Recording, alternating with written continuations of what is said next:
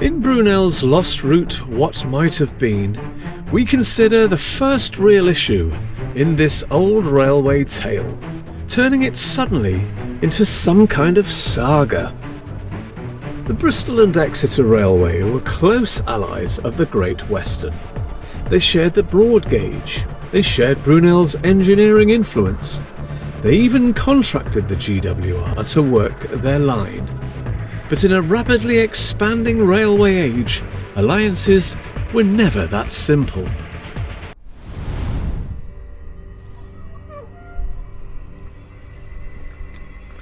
As other new routes were proposed across the West Country, the GWR began promoting one from Chippenham, the Wiltshire, Somerset and Weymouth Railway.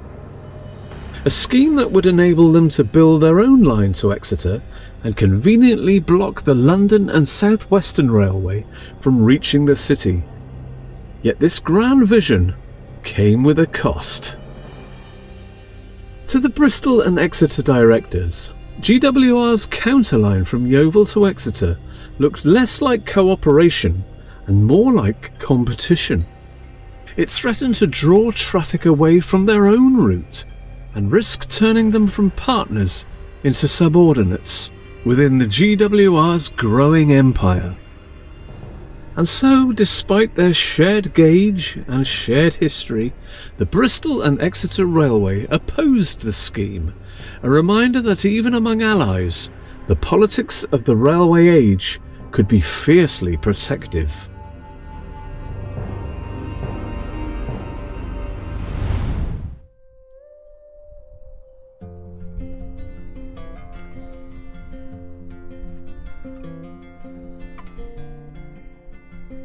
Back on the trail, the footpath forces us back onto the north bank of the river. On one hand, it means we pass through the charming little hamlet of Rackley, but takes us away from our route, where there was one particular place I wanted to see: this location. It's a beautiful watercolour by local topographer, draftsman and watercolourist William Walter Wheatley. He painted village scenes, country houses, old inns and churches of Somerset, and painted this in 1843, 2 years before Brunel came wandering through here. We see to the left cottages at Rackley, and a footbridge over the river in the centre, and rising beyond White Rock and Crook Peak.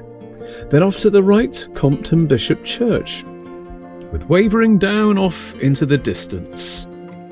But only a die-hard lover of steam railways would say the only thing missing about this scene is a train and a dirty stone-built station. Well, it was very nearly compromised by that very thing. To something like this.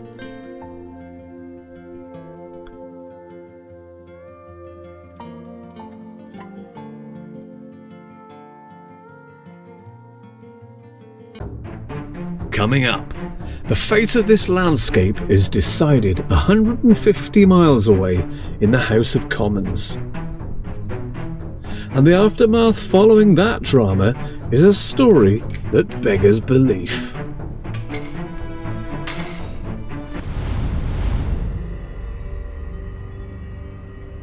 Railway expansion had become a battle of influence and control. Brunel, feeling increasingly compromised, broke with the Bristol and Exeter Railway and threw his weight behind the GWR.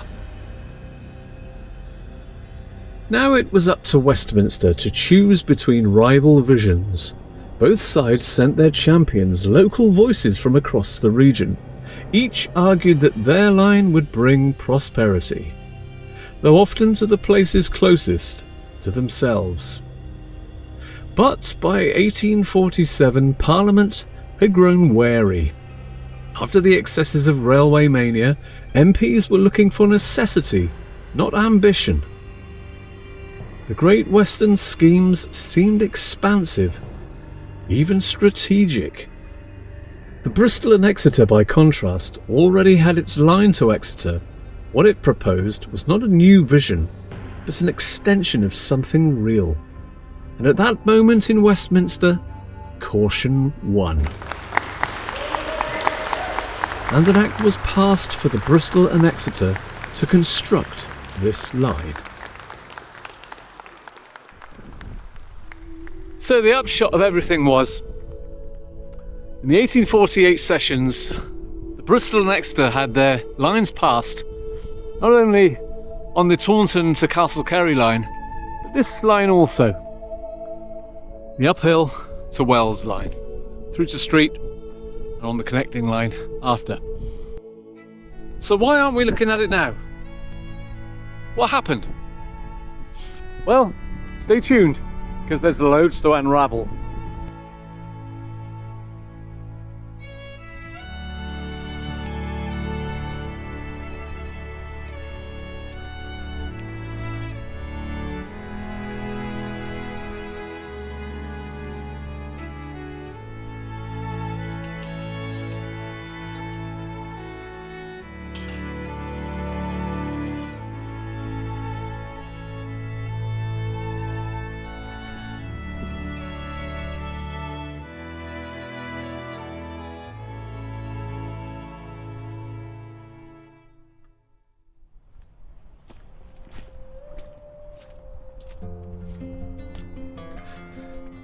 As we leave Compton Bishop and Rackley, we stay on the footpaths running parallel to the old line.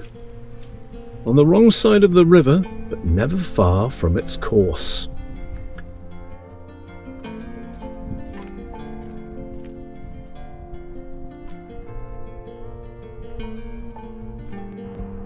Kennel Lane brings us out by the Webbington Hotel, and from there we follow Sevier Road to Loxton and cross over the M5. I was hoping for a clear view of the dogleg in the River Axe here, because this is where the line would have jumped from the south bank to the north. The M5 adds an intriguing little twist. Imagine, if you will, the railway we've traced today had been built, had prospered, and survived beaching. The motorway would have faced a choice: lift the railway up and carry it over a new bridge, or raise the M5 itself and send it over the line instead. A small detail on the map, but a fascinating what if in the landscape.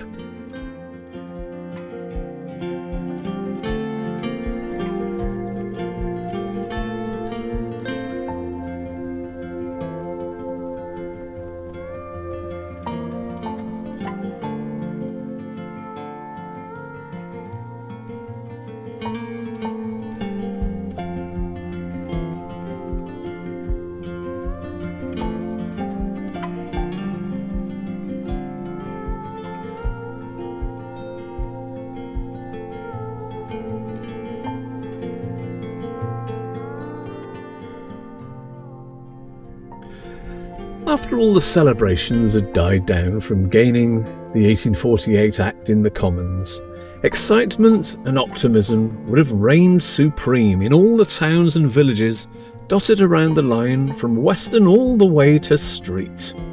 But after a while, some started to wonder, when by chance will construction begin? Weeks grew into months, but nothing appeared to have begun. And after a year or so, many were getting very disappointed. But it wasn't until waiting 2 years the Mayor of Wells decided to take action, and through a meeting where it was decided that a forceful admonition be sent to the Bristol and Exeter Company, insisting work be started right away. As the Act specified, compulsory purchases of land had to be exercised within 3 years. The Act also stipulated the whole railway had to be completed within 7 years. But then, completely out of the blue, information came to light about a meeting of a new railway enterprise at nearby Glastonbury. The papers mentioned Mr. Buller, the chairman of the Bristol and Exeter Railway Company, would be in attendance. So on the 16th of September 1850, the people of Wells and the wider district packed into the town hall to demand answers. The Central Somerset Railway Company were in their very early formation and close to submitting their first Act of Parliament for a line to Highbridge. The chairman of the board expressed the unlikelihood of the Bleedon to Wells, Glastonbury and Street line going ahead, and urged the people of Wells to back this new railway, and eventually at some point in the future would continue the 4.5 miles and link up with Wells. Some didn't know what to think. Others didn't hold back in giving Mr. Buller their 2 penn'orth, demanding him explain his views regarding their seemingly abandoned line.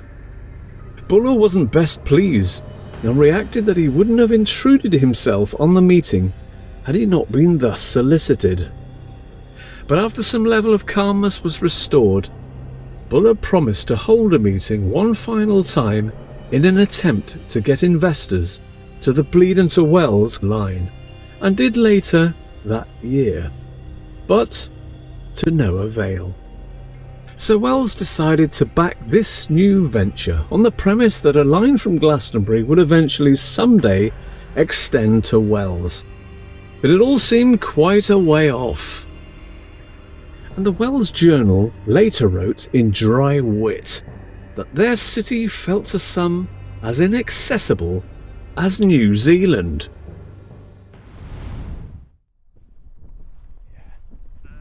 Whoops. A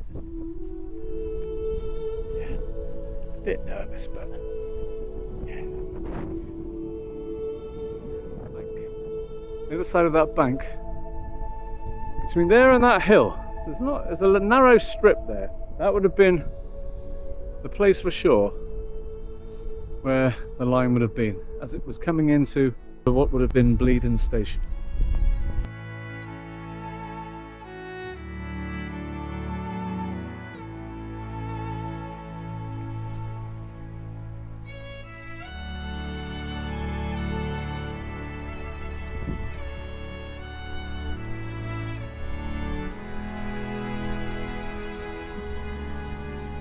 Now this road here is called Accommodation Road, and that building at the end is the Anchor Inn.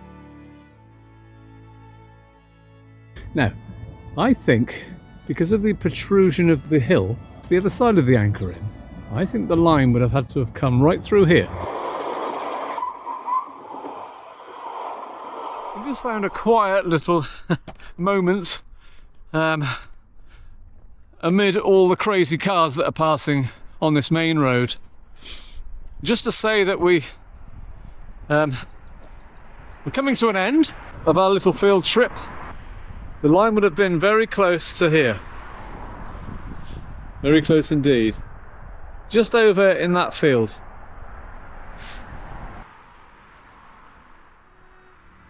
Well, we've come to the end of the line. And here at the south end of Uphill Cutting is where it all would have connected. The Bleedon to Wells line might have reshaped the West Country, but sadly became just another statistic. 263 Acts of Parliament for setting up new railway companies were passed in 1846 alone. About a third authorised were never built, and like ours today, reduced to hedgerows, footpaths, and memory.